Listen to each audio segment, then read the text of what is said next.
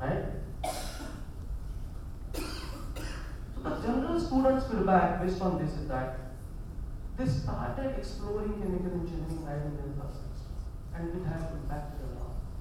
And the reason when I keep on asking my academic section, somehow the request for change in NIE has reduced. So that's fine, thank you. Come back in time.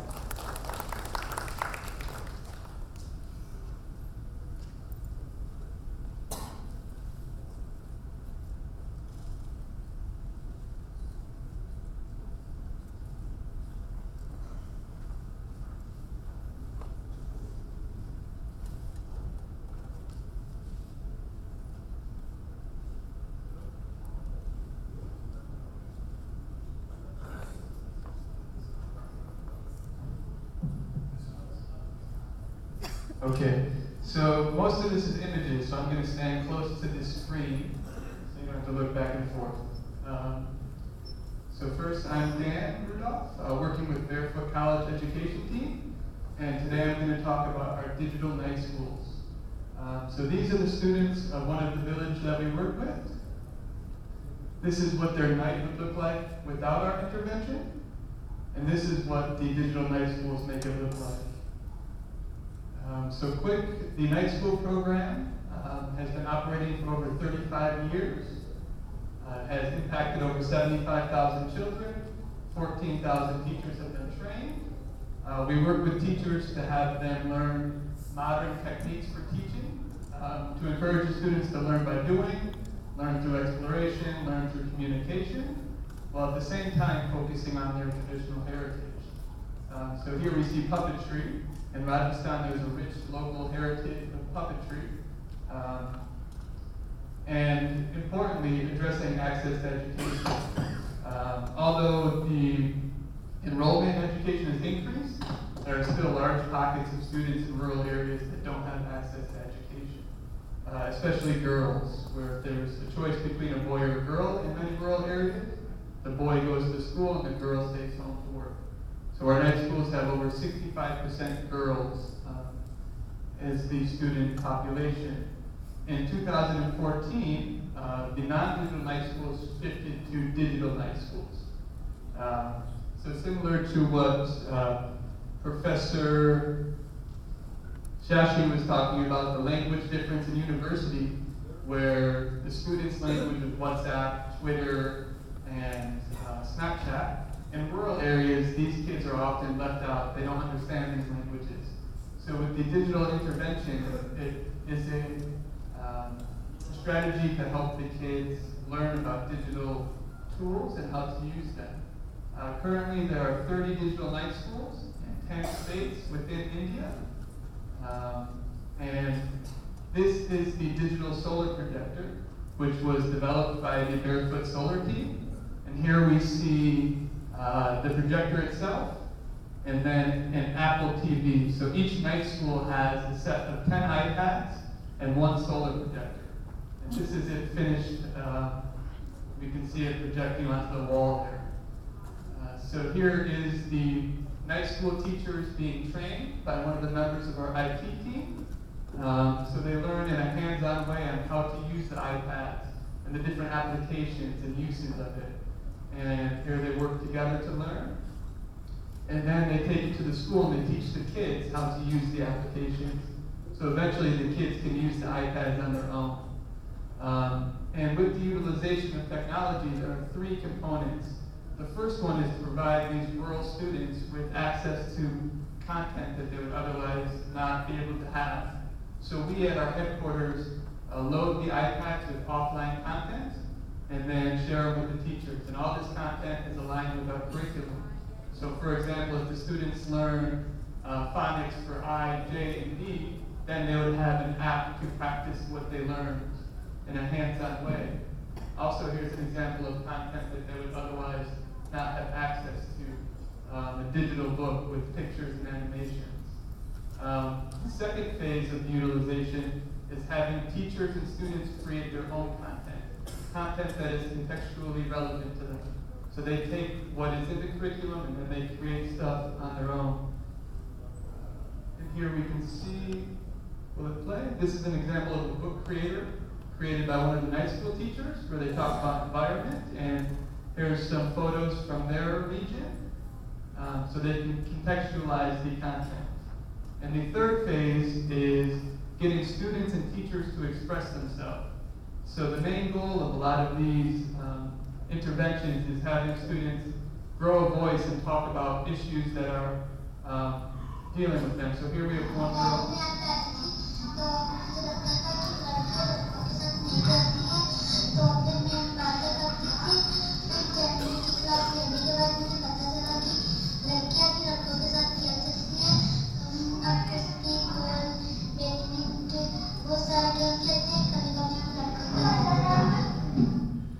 So the assessment for a lot of the activities are the students expressing their views. And there's a ground team near each of the night schools that go to the schools and they get the content from the teacher's iPad and then send it back to the education team at Berkeley College. So there's one example. And the curriculum, along with the state curriculum and the organizational values, we encourage students to develop their voice, develop awareness of issues in their communities, and to gain critical thinking skills and creativity, and also learn about the most important issues in their regions, ranging from gender to rural STEAM to environmental conservation, rights awareness, and then health and nutrition and digital literacy are being developed now. So all of these are currently being developed and implemented in the night schools.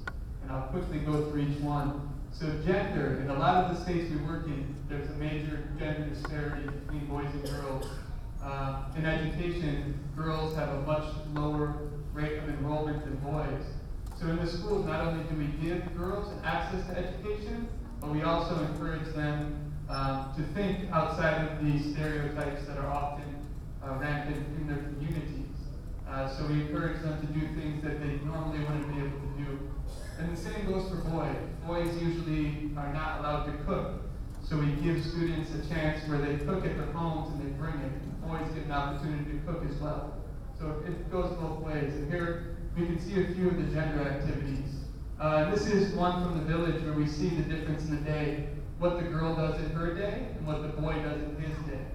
And we can see the girl has a very long day. And on the right, we see another example of the stereotypes of what boys and girls are like. So the kids do these activities and they become aware of their ways of thinking. And eventually they realize that they can do pretty much the same things that the other gender can do. And they learn that gender is socially constructed. Next, we have rural STEAM. So rural STEAM differs from urban STEAM because we use materials that are locally sourced. A bunch of simple things. We don't have robotics or other things that are totally out of their context. Rather, we do experiments and different activities that are relevant to the local professions and context that they're in. So here we see teachers being trained on rural STEAM. And STEM, we've added the A for art. So here we see students making puppets, displaying their puppets, and then doing the puppet show. So students are not only exploring creativity, learning local heritage, but they're also getting a chance to get public speaking skills and the ability to express themselves. So with the STEAM curriculum, a member of our education team has developed a rural STEAM kit, where within the kit there are a bunch of random materials from rope to pins to balloons to light bulbs. And with these materials, teachers in the rural schools can do over 20 experiments. And they're trained about how to do the experiments and then also the relevance. So here we see a teacher doing an experiment with a candle, a cup, and a plate, and the students learning about science. So since it is primary age and before students really need to know these concepts, but the goal is to pique the students' interest in science. So when it comes to learn, they have a positive attitude towards science. And then when they see the concepts, they can attach it to what they've seen through these experiments. And there's other hands-on parts of the module, such as nursery, where students are are taught mathematical concepts through designing their own garden, and carpentry, where they're taught how to make a little game, where they have to practice measurement. And conservation education. So the environmental science curriculum, which starts from grade 3, is usually taught just through the book. So we encourage the teachers to use a more hands-on method of teaching conservation education, which is aligned with the environmental science curriculum.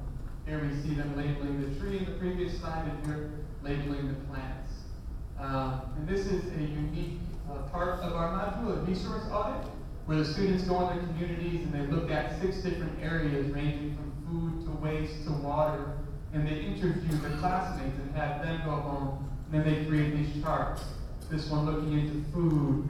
Here boys look at food, which food is locally sourced, which food they get from the market, which food they import from different countries. So just so the students are aware of the food that is available. And next we look into plants. So the students see, here there are no foreign plants. All the plants are local. But at the very least, the students learn what local plants are in their village. And they're also taught about the medicinal value of the plants and how to help conserve them. A lot of plants are going extinct, and students are given awareness about this as well. And finally, rights awareness. So the students learn about the rights and civic awareness. And the main part of the rights curriculum is children's parliament, where in each school there's an election where the students elect a prime minister, a vice prime minister, and 5 separate ministers, ranging from gender minister to energy minister to sports minister. And the students all go through the process. And the process is based off the Indian election system, where the students have a ballot and they select the names of the students based on the image. And they put their vote in, and then here the students are being sworn in. And the students are given control over issues at the school. So if there's a problem, if a teacher is treating kids unfairly, they have the ability to bring this up to somebody with the Barefoot College education team, which goes in. And there have been many cases where students from the Children's Parliament has actually led to positive change in their communities. One case being liquor stores being shut down that were close to the school. And along with the Parliament, there's a specific curriculum to go along with this. Not only teaching about government in India, but also introducing kids to different government systems throughout the world, and done in a very child-friendly manner. So here we see some of the elected officials at the school here. And these 3 modules that are in the process of being developed and implemented: digital literacy, getting more into the uses of technology and how it can be contextually relevant to rural students, and teaching them how to navigate news and decipher between fake and real news, values-based happiness curriculum, and then also a health and wellness curriculum. So these 3 are in the process, and that is it. Thank you.